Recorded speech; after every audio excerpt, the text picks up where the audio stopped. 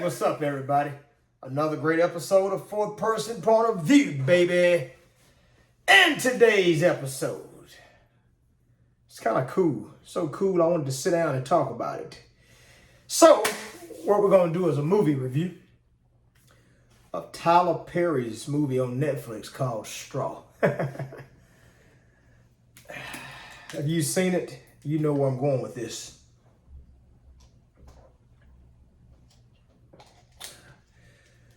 So, I watched it. I looked on Instagram and I saw a lot of people. I noticed a lot of people comment on it. Now, for some of y'all who are not familiar, this is not a theater movie. Straw is on Netflix. It was released on June the 6th, 2025. It's 108 minutes long. And it says directed by Tyler Perry, written by Tyler Perry, and produced by Tyler Perry. Starring Taraji P. Henderson, Sherry Shepherd, Tiana Taylor, Sinbad, and Rockman Dunbar. Ashley Verscher, and Michael Merle, and Glenn Turman. So Taraji P. Henderson was the main actress in there. She was the star. Now, from a fourth person perspective, is how we're gonna look at this. Now, I watched the movie. Well, I started watching the movie. I got into the movie first 17 minutes, and I got a migraine. I was like, what in the fuck is this? So I stopped watching it. I did, I swear to God. Then, later on, I went back and started watching it again because I wanted to see where was he going with it. And so many people talked about it online. I said, okay, it has to be more to it. So I watched the whole damn movie. Now, in the end, I understood what Tyler Perry was trying to do. And for some of y'all, let me bring you into this here, so it makes sense to some of y'all who hadn't watched it. And I suggest you go online and watch it, because from a fourth person perspective, it's more to it than meets the average eye who's looking for entertainment. So if you go to Wikipedia and type it in, you can look at the plot here. It says Janiyah Wilkinson, which is played by Taraji, is a single mother living in a dilapidated apartment with her frequently ill daughter, Ariel. And so basically what happens, this is a project building, I would assume. It's not like a New York City or Chicago or Los Angeles project. I would assume this is some southern shit, maybe Virginia and down below or something like that, because it's you could tell it's a poor apartment complex. And so basically she's struggling to pay the rent, and she's on the verge of being evicted. And so what she does is she goes to work, and she's working at a gas station. I mean, not a gas station, excuse me, a supermarket, like a grocery store. So she's working like a grocery store, and she starts having problems. All of a sudden, she gets a call from school. She has to go to the school for something, and then she ends up trying to get her check cashed, and then she ends up basically robbing a bank. And she's robbing a bank without knowing she's robbing a bank. And then on the flip side, the reason she's trying to get her check cashed is so she can go pay her rent, so her and her daughter could have somewhere to stay. And then she went to the school right before this because they said the daughter had a smell and some other shit. So basically had a social worker there who took the daughter. Now, when you watch this movie, it doesn't say all this in the beginning. a lot of times during movies and books, you want to capture your audience attention within like the first, probably the first 15 to 25 minutes. This movie, in my opinion, from a fourth person perspective, does not capture your attention. And that might be because you could have a preconceived idea of what you anticipate because it's a Tyler Perry movie. Or on the flip side, there's not like a lot of action in there. And so it leaves you, I'm not going to say at the edge of your seat, because when you're at the edge of your seat, you're looking for something exciting to happen. This right here just kind of leaves you at La La Land, where you basically have to just sit back and sit back and wait and see. And if you can push through it, you can really understand the movie in the very end. Now, you can go to Wikipedia or you can go to Tyler Perry's website. The plot's on there. You can read a summary of it. I'm not going to go into that, but what I just told you basically is the gist of what happens. And then when they go in this bank, that's where a lot of the movie plays out at. And apparently she goes there all the time to cash her check. And somebody in the bank is aware of who she is. And it's I'm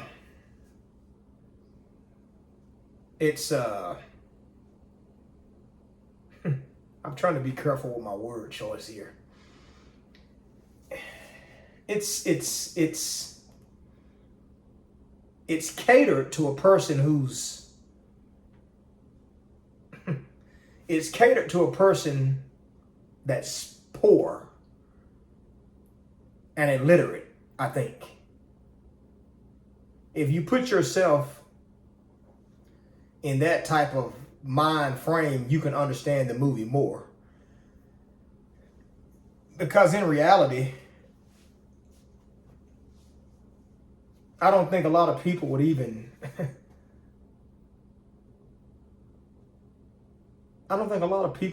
roll like that. And I think on the flip side, Tyler Perry's intentions were good. I think his intentions were good, and I'll explain that in a second. But I think it's how he wrote this. I think he wrote this story or this script. I don't know how he wrote it first, if it was a story or he wrote it in script format. He should have took a breath. He should have took a breath and relaxed and played it back in his mind or asked somebody. I mean, he's probably got a system. He should have asked somebody else to read the script and say, does it flow? Does it make sense? Because sometimes you can write a script like that yourself for a story and it makes perfectly good sense to you, but you have to get a point of view other than your own to make sure that the people are going to accept this story the way you intended it to be. And I'm gonna leave it like that. I think that's safe. So I appreciate what he's trying to do here.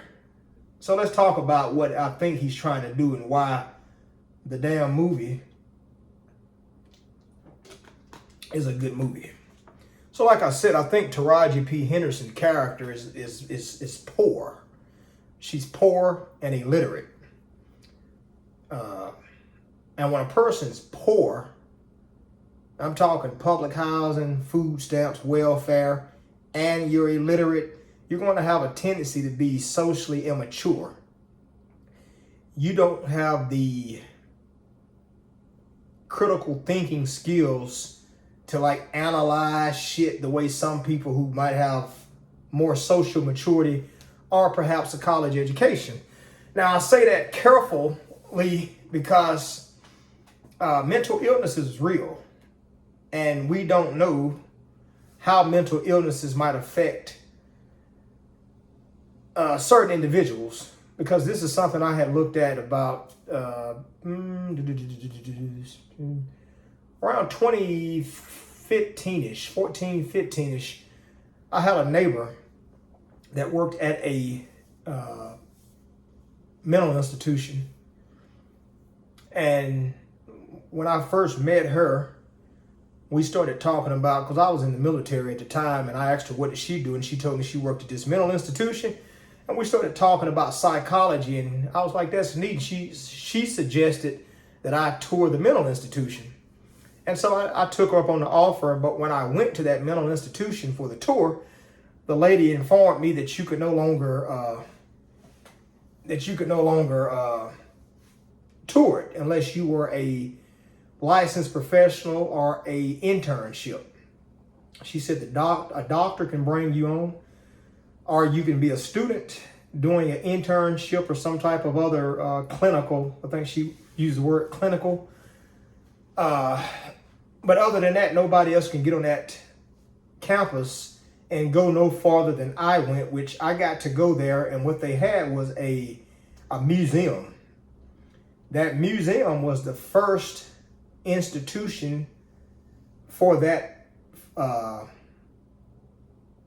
facility there. It was the one that they had like in the early 1900s, and you get to go in there, and it's they got it, if I remember correctly, it's laid out real nice, where they got a few patients in the beds and they're using shock therapy. And I think that's kind of what they had back in the day. So when you watch those Frankenstein movies and shit, how they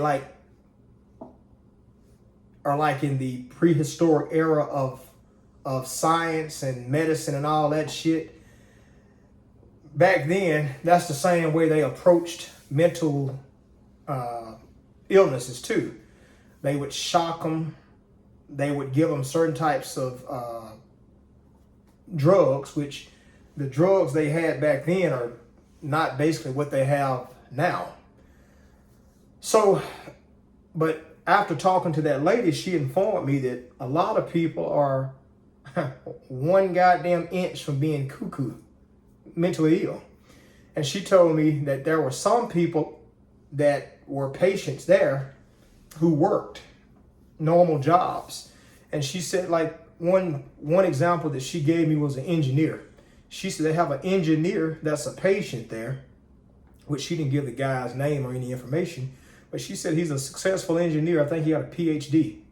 But she said he had mental illnesses, diagnosed with mental illnesses, but he was so smart mathematically that he was able to, I guess, apply mind over matter, and he could analyze his problems and fix them himself with a little bit of medication instead of a lot. And she said that's one of the big things that a lot of people who are mentally ill deal with, if you can apply mind over matter. And she said some people cannot apply mind over matter, and I think that's where Taraji P. Henderson's character applies in that in the world of mental illnesses. Now, let me tell you, once you go watch this movie and you can make it through, and like I said, it's not a horror, and it's not like a adventure or a sci-fi movie at all. I think Tyler Perry wrote that movie for his audience, but he's writing it for the audience as a whole, but with an emphasis on mental illnesses amongst poor, uneducated black women. Which is not wrong, because that's where, I mean, hell, I think a lot of people are mentally ill now. But amongst poor communities like that, mental illnesses will probably more than likely be neglected and untreated. Now, my prayers go out to anybody who's dealt with everything that girl in that damn movie experienced. Before we move forward, let's check out some here. See if we can get some stats here.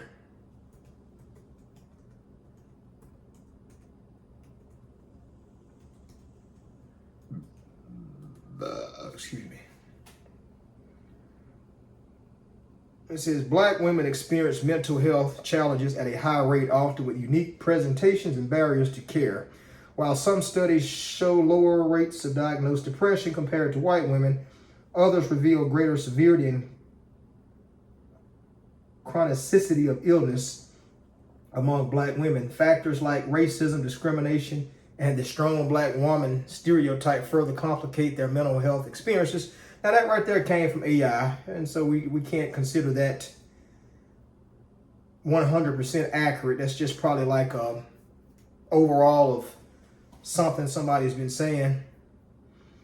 Let's see if we can find something. I know y'all looking by a black woman. So here's an article here, December 13th, 2022.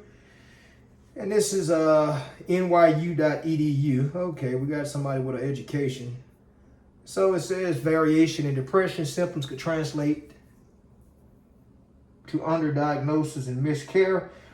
Black women with symptoms of depression more often report sleep disturbance and self-criticism and irritability than stereotypical symptoms such as depressed mood, according to a new study led by researchers at NYU, Rory Myers College of Nursing, and Columbia University School of Nursing. Let's see something here. Let's see if we can get up to some numbers. Mental illness percentages by race and gender. Okay. There's no numbers on here. Hold on, let's see something. What gender? Okay, it's not giving me any kind of breakdown. Hold on, let's keep looking here. Something here says today on mental health, on mentalhealth.org, it says that women are 3 times more likely than men to experience common mental health problems. Let's go to the National Institute of Health. Okay, here we go. Forgive me, I got this LED light and it throws a glare on my computer screen. So we got an article here and it says, this is called Race, Ethnicity, and Lifetime Risk of Mental Disorders. It says Asians had the lowest prevalence of mental disorders, 23.5%, followed by blacks at 37%, Latinos 38%, and whites 45%. Asians and blacks had lower lifetime risk than whites for all disorders, even after adjusting. Okay. Activity, Latinos and whites had similar risk. Okay. Okay. Okay. So it's not giving us so depression. So there's statistics about disparities in mental health care. This is dbsalience.org/education. It says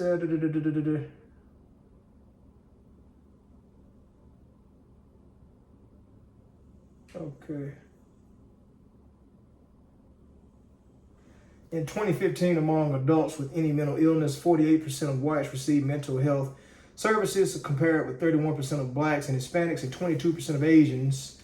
So, other rates of depression are lower in blacks at 24.6% and Hispanics at 19.6% than in whites at 34.7%. Depression in blacks and Hispanics is likely to be more persistent. Okay, so, I mean, you can go online if this is something you're interested in. That light's killing me there. But if you're interested in this topic, I suggest you go online and, you can do some deep digging and try to find some stats. As an African American myself, I feel like black people have endured a lot of things in this country in general that can contribute to mental illnesses like depression, anxiety, and all that stuff. But white people are white people without any oppression are just as crazy, because if you watch 48 Hours and a bunch of other things, Karens and Toms and shit, they're usually extra for no damn reason. So a lot of Americans have mental problems. I wish that the healthcare industry would work with the government. I guess the government should force healthcare agencies to give mental illness services to the population at discounted rates, because if you got a crazy goddamn society, it's not going to go far, which I think we got a lot of crazy motherfuckers right now in politics. But, so back to this movie here. Her being probably illiterate, poor, and you're in a stressful environment, I can kind of see where Tyler Perry's probably trying to go. The objective he might have had was just to raise mental health awareness to black women, especially at the lowest level, which if that was his objective, I mean, you give him a check mark. The second thing,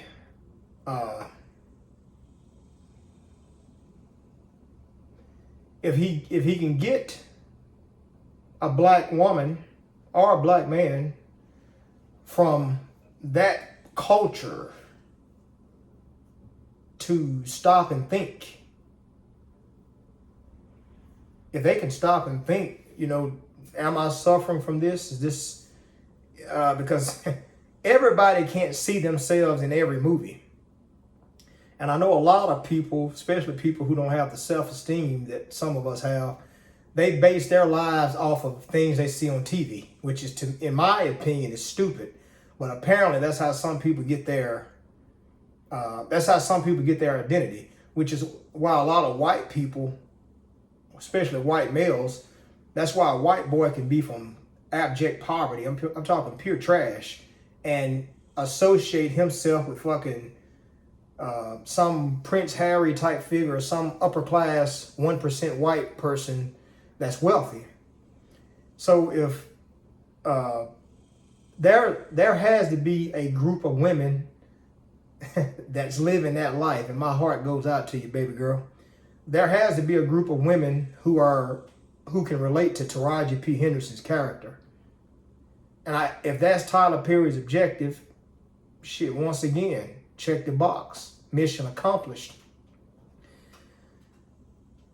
When they say you should always pursue an education, pursuing an education is supposed to help you think.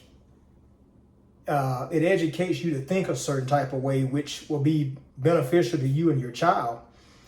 A person who has all these type of hardships and stresses in their life with no critical thinking skills, no analytical skills, you could be subject to depression to the point where you don't even know that you're having a mental breakdown, which is what this young lady in this movie was doing. She basically had a mental breakdown.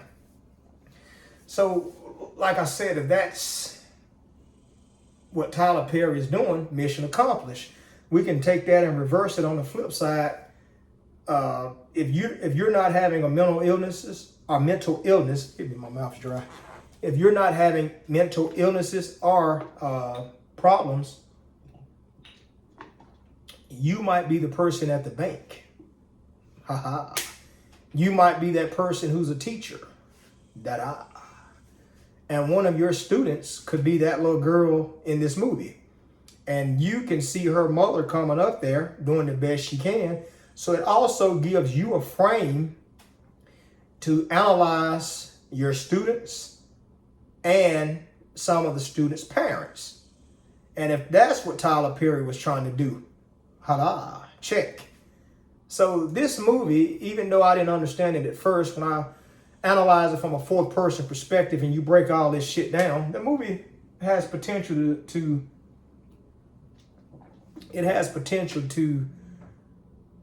spark conversation, which is probably what the objective was.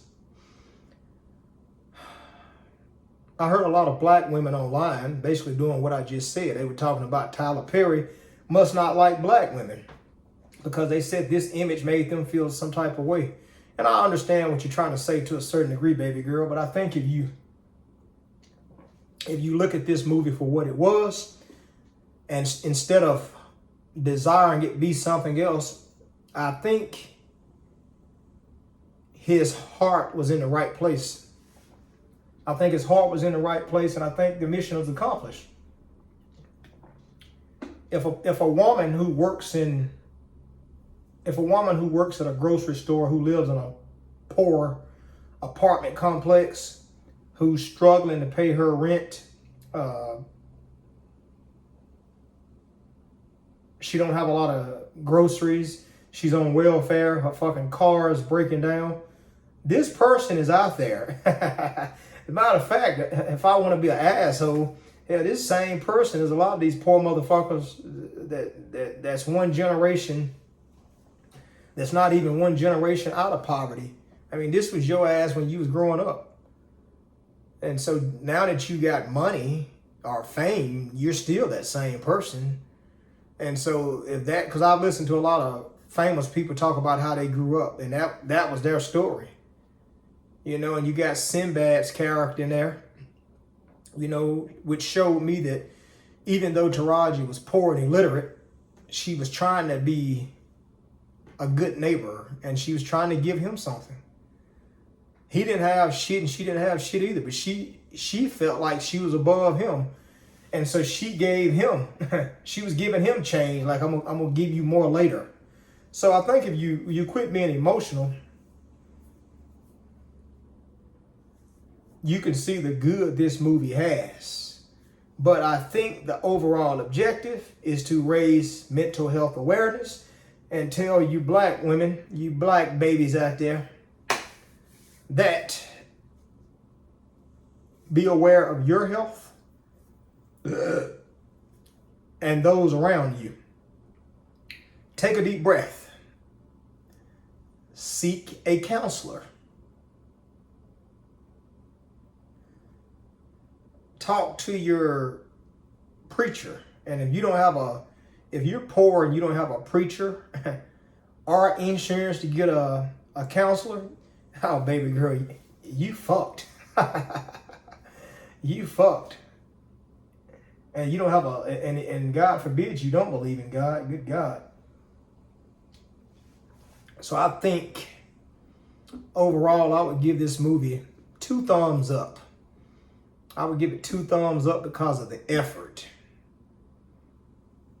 So you black women, stop talking about he hates you. I think if you stop being emotional, look at the movie for what it is.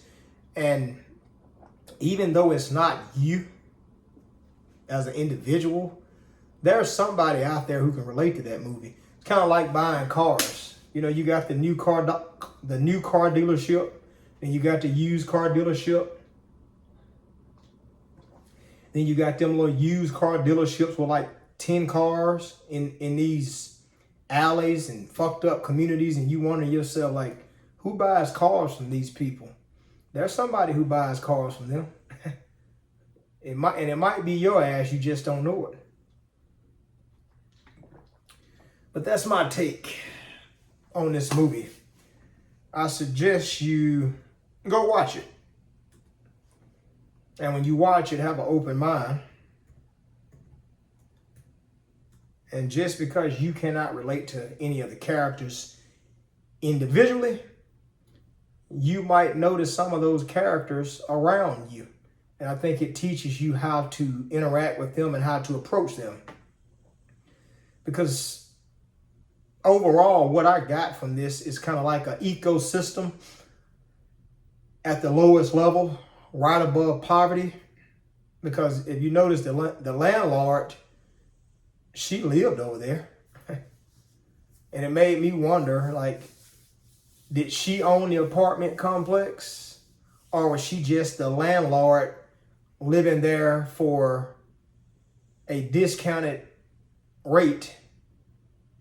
Because you see where I'm going with this? So she wasn't but a goddamn paycheck or 2 above Taraji. Because I'm willing to bet you we could find this script, or you ask Tyler Perry, I'm willing to bet you that damn landlord did not own that complex. She probably worked for somebody, and she's probably just doing what she's supposed to do to keep her from being put out. And on the flip side, she could own the complex, and that might just be her bread and butter, and she feels like, hey, you're not paying me, so I have to put you out to get somebody else in there. But if you look at the caliber of people that lived in that area, they all were working class, poor, borderline homeless, probably all welfare. I mean, Sinbad probably lived in that complex as well. He's probably getting a small amount of disability. On the flip side, he's out begging, and then Taraji is trying to help him out because he ain't got shit, and then she ain't got shit. So that's how I looked at it. There's an ecosystem at the lowest level, which there's ecosystems beneath them too. It's called homelessness. And even amongst them, when you ride downtown and you look under some of these bridges, you see homeless people out there, and they have some type of social hierarchy too. I was watching the news the other day, and they talked about the homeless crisis downtown, and they had a white boy on there, and he sold cigarettes to the homeless people. He sold cigarettes and potato chips, and he was homeless too. Yeah, he was homeless, so he was like the store clerk amongst the homeless people. But apparently he didn't have enough money to get him a place to stay, but he had enough money to buy cigarettes and potato chips and shit and hustle to the homeless people that were around him. So you step up another scale. That's what Taraji is doing in this case. And she's getting to the point where she's trying to help all those around her, but she's got them collapsing mentally herself. And then I also thought about that the little girl who died of a seizure, I think the night before. Did she die because of poor health care? Did those living conditions affect her? Very well could have been. The environment could have had that type of negative impact on her. Was Taraji denied good health care? You see where I'm going with this? That's another thing I got from this movie too. So if you are poor, if you stop, take a deep breath, because your world's probably spinning. Stop, take a deep breath, and analyze everything around you and look at your children. I don't see why if you're poor like this, you stop all the fussing and fighting and form groups at least once or twice a week or a few times a month. You get together, meet in somebody's apartment and say, hey, how can we make this area the best area we can based off limited resources? So that's another thing I got from it too. And as far as the gun, which was funny when she went into the bank to cash her check with the gun in her hand, I believe after I finished watching it, the gun was basically just a prop.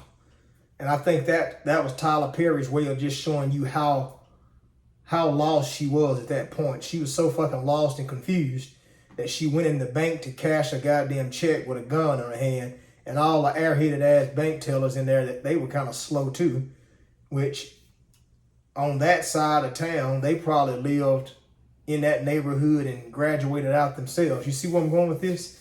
So you can't overthink this movie. I think if you look at it for what it is and get the message that he's trying to give you, I think it makes perfectly good sense. And maybe, just maybe, 7 to 10 streets over, Craig and Smokey's neighborhood is over there in Debo. Debo's big shitty draw's ass was riding up and down the road. You see where I'm going with this? And then maybe 3 or 4 streets over from them, Joe Biden's ass lived somewhere close by. Him and Mike Johnson. So, black women, I love y'all.